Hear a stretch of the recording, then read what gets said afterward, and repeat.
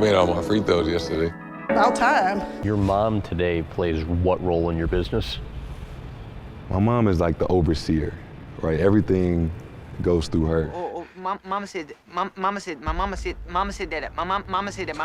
Then you get to the Olympics and it's like, I didn't play in 2 of the games. It was hard to process. And that was the toughest part. Like everybody worried about, can't wait till you play Steve Kerr and the Warriors. Like, no, like, you got worry about how I'm feeling right now. Like I'm trying to. What a pussy. You know, it is a thought like, damn, do I come back or should I wait? It's something that I honestly, recently in the last like 2 weeks or so, kind of contemplate every single day. You sound like a bitch. Bitch. You know, the career I had right now, if I had it with the Grizzlies, like I would have a statue outside the arena. Look, I try to refrain from talking about my Boston Celtics and the Jayson Tatum, Jaylen Brown thing because since before they took over the reins, I've been exposing on this channel the bias y'all have for Jayson Tatum and the bias against Jaylen Brown. I'm pro Jaylen Brown, knew he was a superstar, thank y'all for catching up. And while I've been called a Tatum hater in the past, Tatum's recent visit to the pivot proved his haters right. And we'll talk about it right now on Doing It for GP.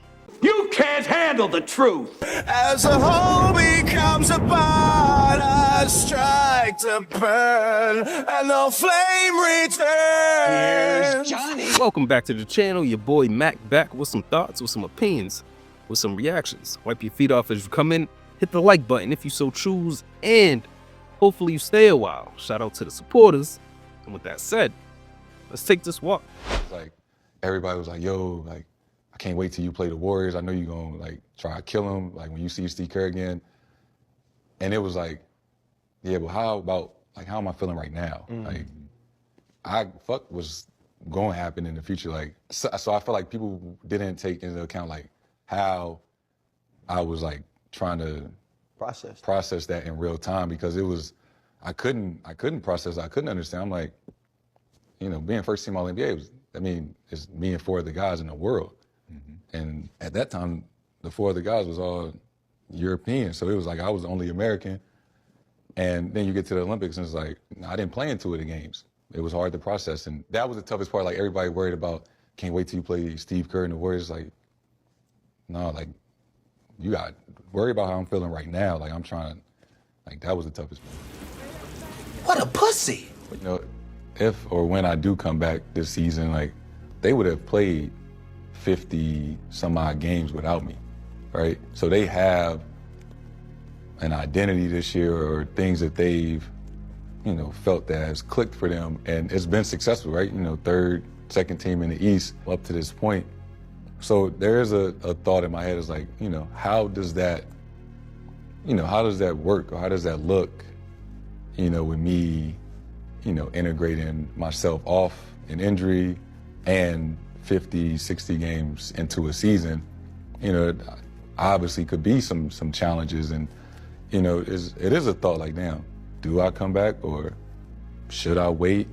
It's something that I honestly, recently in the last like 2 weeks or so, kind of contemplate every single day. You sound like a bitch. Bitch. You know, the career I had right now, if I had it with the Grizzlies, like I would have a statue outside the arena. Right. But now I'm chasing people like Larry Bird, where the standard is so much higher. And it's like, you don't want to be the great player of the Celtics that, oh, you the one guy that didn't win. Like Bill Russell, John Havlicek, Kevin McHale, like they all won a championship. So, you know, you don't want to be remembered as that guy or that team that, you know, never got it done. And it's not to like exclude these guys, but it's like a great room to be in. Like your chest stick out a little bit more, because it's like I can stand in this room because I know what it takes, and I got a ring and a trophy at the house. Hey man, pull your skirt down, B. And honestly, who says that shit? Have you ever seen a more emotionally needy mom? The mama's boy in him needs affirmation. Well, I made all my free throws yesterday. About time. And that shit is so feminine. which is different from Jaylen Brown continually telling you, how much he sacrificed every 5 minutes. I mean, you got, continue to tell me I'm great, dismiss my flaws. How dare anybody think that I'm not great? Versus, just stop dismissing what I bring to the table. Yes, they both exist in the nonfiction section, but two totally different books. First, he said he'd have a statue in Memphis with his accolades. Who shoots 35% in 2 final series, the most important, testicular fortitude series, gets pity credit for ancillary stats and talks about a statue. Also, not to mention, those accolades come in, that winning comes in Boston, where Jayson Tatum has always had a squad around him. Specifically, another guy who produces near his level as a mainstay his entire career.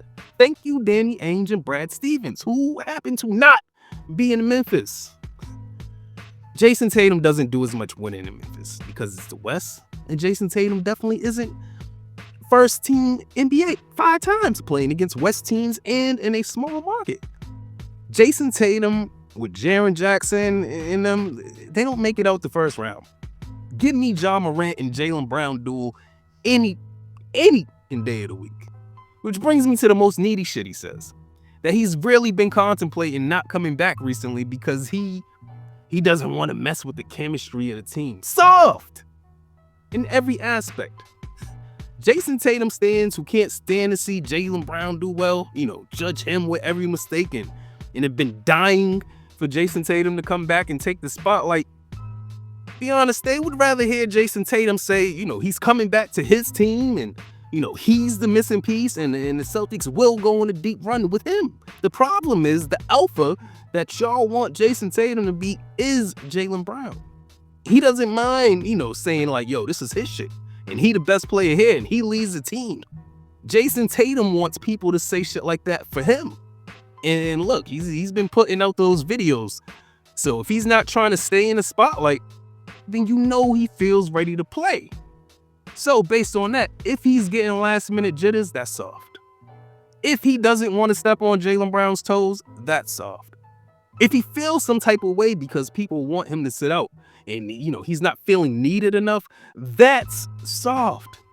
And us haters have been trying to point out, the detriment that his personality is to his game and decision making on court. All that reliance on perimeter shooting at 6'10". To the soft, needy shit that he says off of it. He'll never take the alpha reins, Jayson Tatum stands. Because he wants y'all to fight his battle against Jaylen Brown, consistently shitting on his throne. Feel me? But what do I know?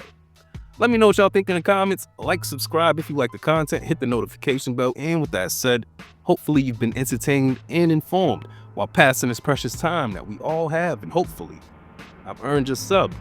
I go by the name of Mac. This has been Doing It for GP. Till next time. You can't treat him like any of the other niggas around here because he ain't like any of the other niggas around here. You never did me, I spit the truth. Call you aware, fear-driven niggas get the boot. All of you squares couldn't fit up in my circle. All of us rare and will hurt you severe. Slow your roll, nigga, patience is a virtue. Yeah, and a nigga bite any bark when I black out. How you gon' hide in the dark? The career I had right now, if I had it with the Grizzlies, I have a statue.